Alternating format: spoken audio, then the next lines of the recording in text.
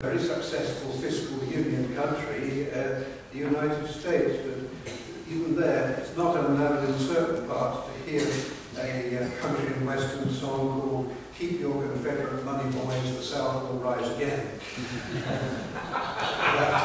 It's good to see me here in London with friends from other European countries. I'm going to go back quite a little bit in this before I look at the prospects outside the EU, both to refresh my fellow countrymen's mind about how we got here and perhaps to explain something to our friends from overseas. When our politicians were lying their heads off to the British people in the early days of our EEC membership, they often told us that people in every other EU country were really enthusiastic about being members, and that unless we learned to be similarly enthusiastic and to love Europe, we would in some undefined way be excluded from the benefits which all of the others were enjoying so much. And in those days, before the internet, with the BBC and every national newspaper in favour of the EEC, apart from the Daily Worker, it was easy for the authorities to class everybody who doubted or opposed the European project as being merely nasty people who hated foreigners. And they could also lie to us about the effects of being outside the common market, as it was then called, with little fear of being challenged. And I well remember Edward Heath, the Conservative leader, telling a television interviewer that Norway was suffering disastrous consequences for its stubborn insistence on independence, and the interviewer nodded wisely in agreement because he was in the presence of incontrovertible authority. Well, thanks to our European friends and better communications, we now know whenever they lie to us, and they're doing it increasingly as the pressure of the insoluble Euro crisis builds up. Whilst we all have our own outlook and experience, we now have the benefit of viewpoints from different countries concerning this monstrous, malignant cancer on the body politic of our continent. CIB was able to take advantage of this in our recent booklet, which is on the table at the back, entitled "A House Divided: Can Parliament Serve Two Masters, the Nation and the European Union?" Much of the booklet is taken up with a sketch of the process by which British people were deceived about the nature of the European project, which always was about the creation of a single anti-democratic European state. As contributions from both of the main British political traditions, but its jewel is undoubtedly the paper by Tony Cochran entitled "The Treaty of Lisbon, a Constitutional Revolution by Stealth." And when I read that, I realised we must get it into one of our publications. And this is the most brilliant précis of that complex document which I've seen, and of course it applies equally in every member state. The booklet's been sent to every member of Parliament and to the House of Lords as part of CIP's information programme. At last, more sitting MPs of the main parties are beginning to put their heads above the parapet and risk government displeasure. And part of CIP's job is to keep up the pressure in Parliament and other organisations. It is important to remember that the EU itself has not taken anything from us. All the powers over us, which it has acquired, have been given to it by politicians in our own countries, and it is upon them that we must direct our main fire. They and their predecessors got us into this, and it is they who must get it out, and be made to do a proper job work again as representatives of our different sovereign peoples, and not to be allowed to get away with pretending to the honour of belonging to our country's respective parliaments, whilst merely fulfilling the functions of European county councils. Another source of pressure here is the growing cross-party campaign for a referendum. We should be in no doubt of the resources and techniques of deceit which our country's foes will use if a referendum is called. It will not be a fair fight, and it will be at a time of the government's choosing. In the early 70s, British public opinion was approximately 2/3 opposed to EEC membership. Yet within a very short time, a clever public relations campaign by the government and by the European movement, which was bankrolled by the American CIA, was able to turn that into a 2/3 majority in favour of EEC membership.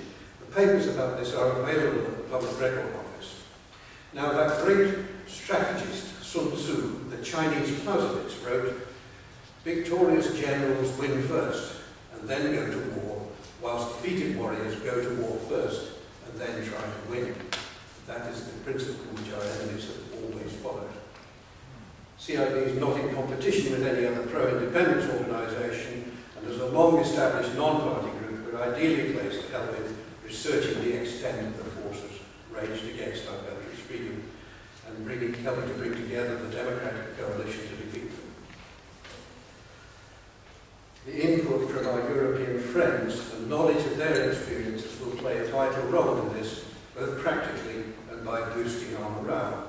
It's great to know that we're not alone, but part of a wider movement to return the nations of Europe once more to democratically responsible government. And thank you to our foreign colleagues very much for their example and fellowship in this great cause of getting our country back. Having made our preparations properly, won a referendum, and then elected a government politically determined to put it into effect, and we've got our respective countries back, what then? The future will look a little different from each country, and I will make some suggestions and guesses about Britain shortly. Firstly, what of the EU institutions? I do not believe that the EU can be reformed. It has, in my view, to be totally destroyed, along with every vestige of the acquis communautaire, and I would like to see all those who played a prominent role in it permanently excluded from taking part in the public life of any European country or treaty organisation. Something along the lines of the European Free Trade Area, which was mentioned earlier, is perfectly adequate for regulating commercial relations and trading goods and services.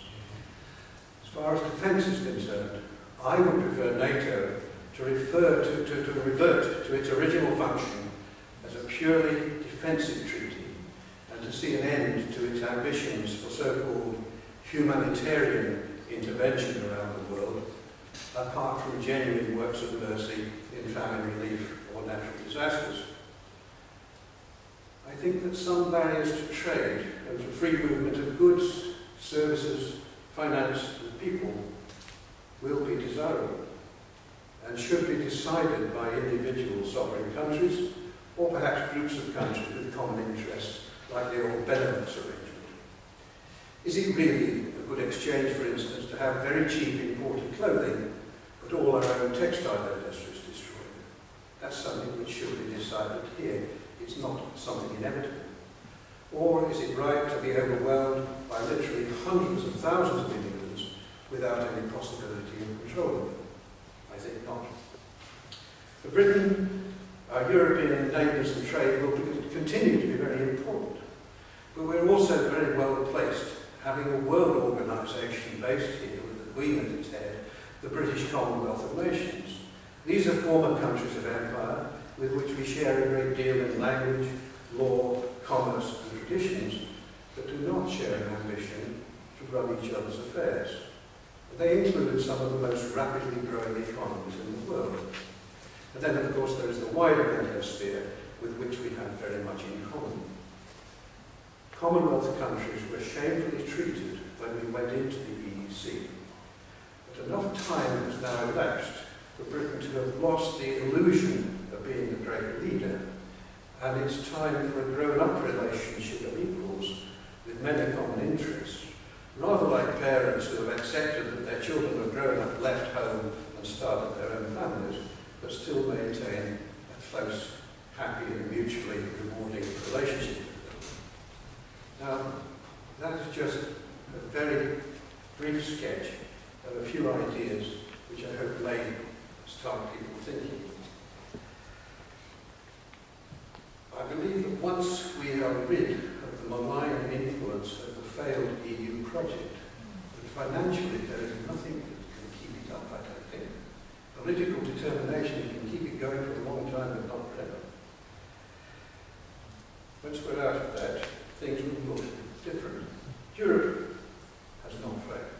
Its individual countries have not failed of themselves.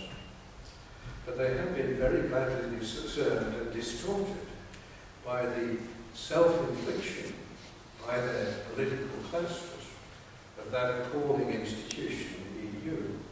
And it will take some time for them to recover and for a new and more self-reliant spirit to grow. And however the EU ends, we're in for a rough ride, and I think the longer it goes on, the rougher it will be. But eventually, a Europe of freely cooperating democracies will be far better able to cope in all its diversity than the rigid, top-down, authoritarian structure which we now see, I believe, approaching its death throes. But we do have to beware. We're still in considerable and great peril. The European Union is a wounded beast, and wounded beasts are very dangerous. Thank you.